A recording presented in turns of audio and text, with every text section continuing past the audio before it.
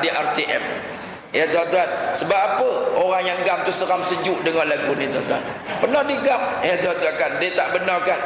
Sebab lagu ni bila orang dengar orang rasa lain macam. Ya tuan-tuan, sebenarnya lagu yang macam ni lah bagus. Kita dapat ingat dan kita boleh ingat kita akan bertemu dengan Allah. Israel akan datang. Sama ada kita kenal dia atau kita ingat dia, dia tetap kenal kita. Dia tetap ingat kita. Israel ini tuan-tuan ingatannya cukup hebat.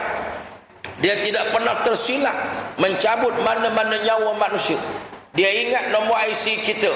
Dia ingat kita walaupun kita dah buat operation, walaupun tuan-tuan dah pakai botok, tuan-tuan apa semua, tuan-tuan tetap diingati oleh malaikat Israel.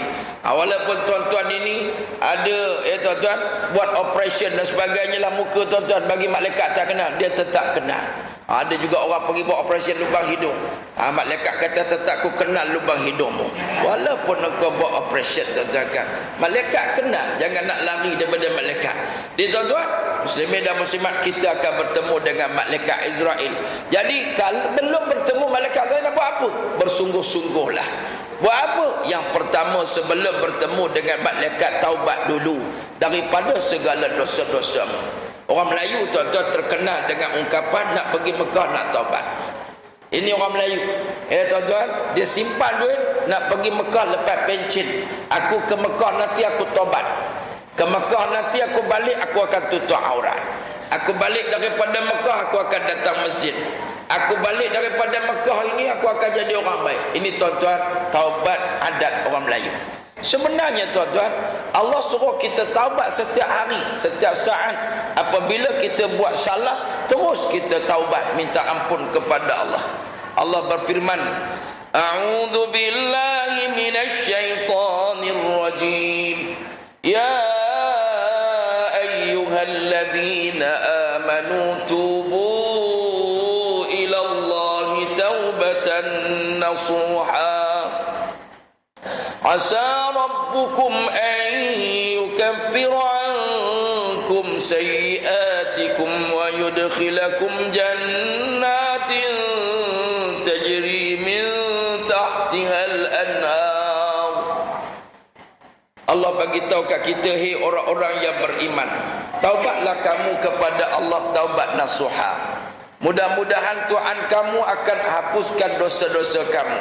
Mudah-mudahan Tuhan kamu ampunkan dosa kamu, dan mudah-mudahan Tuhan kamu akan masukkan kamu ke dalam syurga yang indah, yang dalam syurga itu ada sungai yang mengalir dengan indah.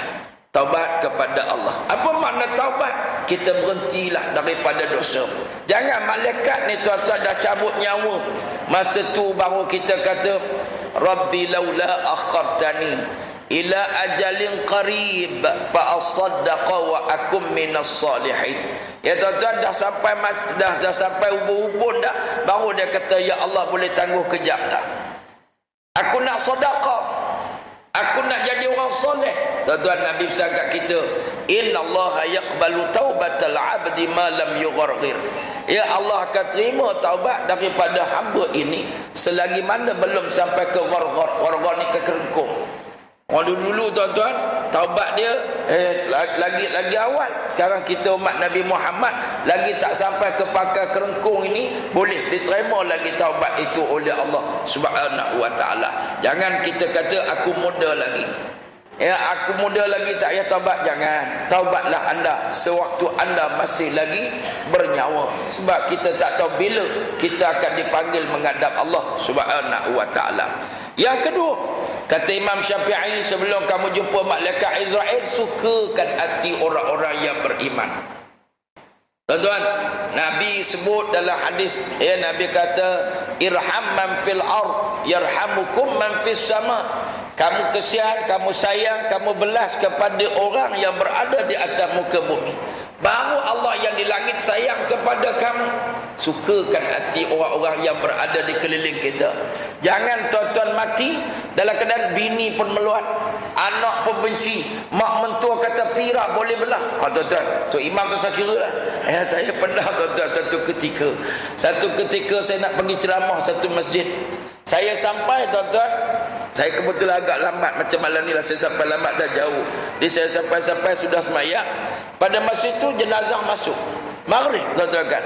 Tok Imam marah kepada anak jenazah ni, tak bagi masuk, suruh keluar, suruh balik. Tengah duk bertengkar, tuan-tuan, saya sudah semayang apa semua, saya datang ke depan. Apa problem Tok Imam? Tok Imam kata ni tak bagi tahu apa semua, tuan-tuan bawa jenazah ni.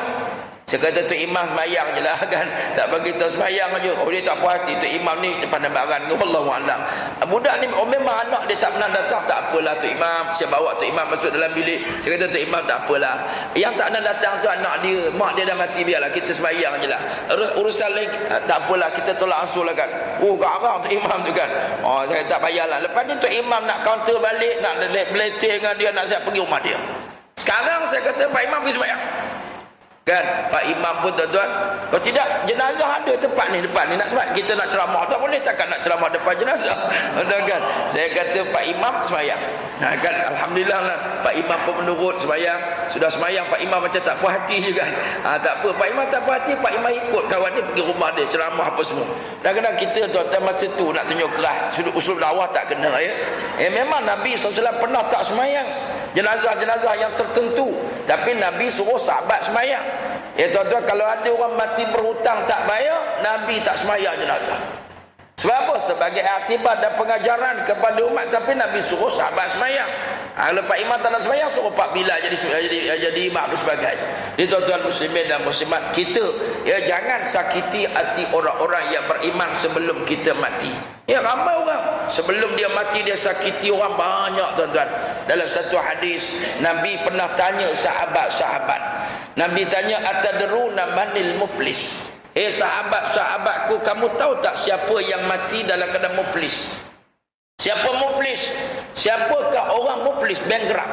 Dalam bahasa kita muflis ni bankrupt. Siapa orang bankrupt? Sahabat kata, al-muflisu fina man la dinara lahu wa la dirham. Orang muflis, orang bankrupt ialah orang yang tak ada duit.